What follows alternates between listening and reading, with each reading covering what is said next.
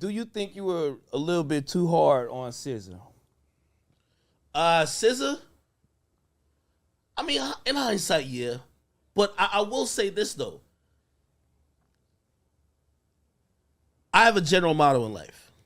If I don't value your opinion or you as a person to ever have a conversation with you, I also have to limit how much your words could affect me. That's what I would personally say, right? You know, I wish I'd have had a conversation with SZA back from Everyday Struggle. She just wasn't open to it. I talked to Dave Free. I gave an apology on Twitch. Because it was some misconstrued, taken out of context stuff. I have no issue with her. And, you know, she blocked me over that, whatever, cool. And I felt like, I don't know how the stars aligned, but it looked like we both kind of got back on each other's radar.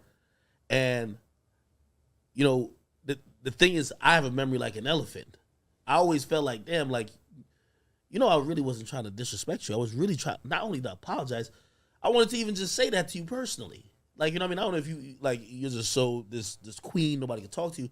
But, like, really, I was on some humble shit. So when we kind of got back into each other's orbit this time around.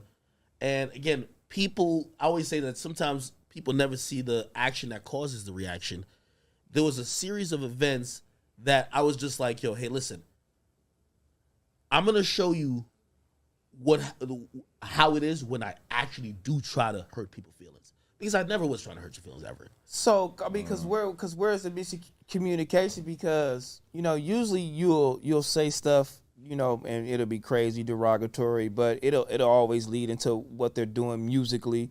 But she's on top of her game. You know what I mean? As far as musically, she's #1 Billboard for X amount of weeks. Shout out the top. She's, you know what I'm saying, #1 R&B album for X amount of weeks. So where does that, is it like kind of like personal for you, or, you know what I mean? It was like, never personal, but that's what I'm trying to say. So when she first, I guess, like, you know, so they had sent a message after we did Everyday Struggle.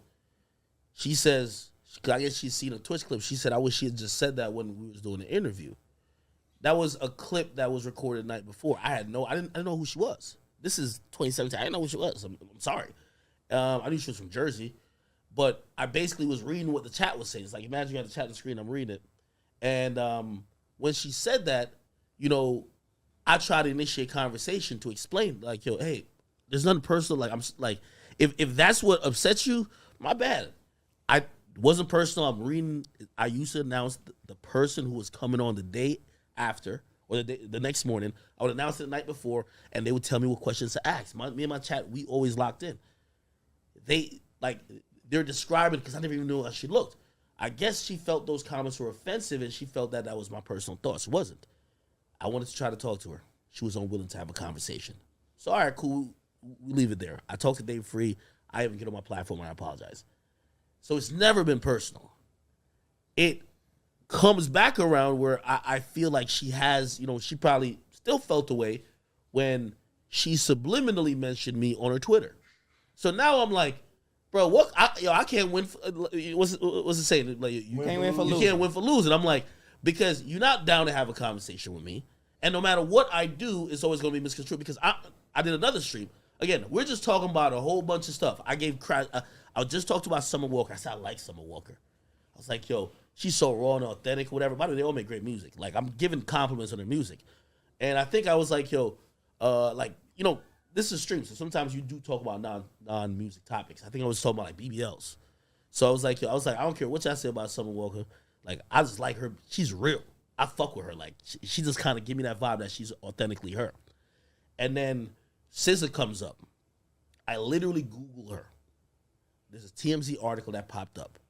And I guess this was after her. She may have had surgery or something like that, but it wasn't the most flattering picture. This is what TMZ used, not me. It's not like I'm like ugly picture of SZA. So it's on my screen, and I'm like, oh shit, okay, I see SZA. She out here, she doing a thing. I'm like, I always talk about I love women who are natural. I'm like, yeah, I like women who are natural, but I'm like, I could see the allure, whatever. I'm like, okay, I see her, blah blah. Couple minutes later, she tweets out. By the way, it's still on Instagram. She actually Instagrams a picture of her shit looking really good, right? I guess that picture was kind of a little botch. I don't know. And also, she had a couple tweets with it. So now everybody's like, yo, you know, SZA just responded to it. I'm like, damn. Again, this is the second time I feel like I'm not saying it's nothing personal, but I talk about everybody, right? Like if you got 2 left feet and you go like, or you have 3 toes and then you go get 2 toes surgically implanted, I might be like, yo, I might talk about that. It's nothing personal. It's just what's happening in the news. So when I see that, I'm like, damn, she's taking it personal again. So that's the moment. And by the way, I ain't gonna lie, Drake called me over that. And I said it to Drake. I said, yo, that was a moment that was very malicious on my part. I won't lie. Because my aim in that rant was to let her know this is how I give it up when I'm trying to hurt somebody's feelings. Because now I'm gonna attack your insecurities. Now I'm gonna go below the belt. Right? Before it was just like I thought I was just being innocuous, like I'm like maybe people are clipping it the wrong way, but I'm not really trying to get at you. Anyway, I talked to Drake or whatever the case is, and I also understood that she was severely upset and hurt about it. But that's why I also came back around and I said, listen, it's not personal. Me personally, I always have an axe to grind. I always remember I got an elephant memory. So I said, listen, if my words did cause you any type of, distress, I send you love and light. It's not personal. I'm not going to keep ranting about you. A bum-ass thing like Riri and Millie Mo, I'm going to rant about them for 10 years, 20 years, 30 years. With her, it's like, it's over. So that's how you should know it's not personal. But with you, do you feel like, you was at a point in your career where you feel like, you know what? These motherfuckers ain't really taking me serious. You feel me? Now that I'm kind of, you know what I'm saying, my shit is growing. I'm kind of bigger than y'all. I'm getting more money than y'all. You start sticking out your chest and you start saying a lot more.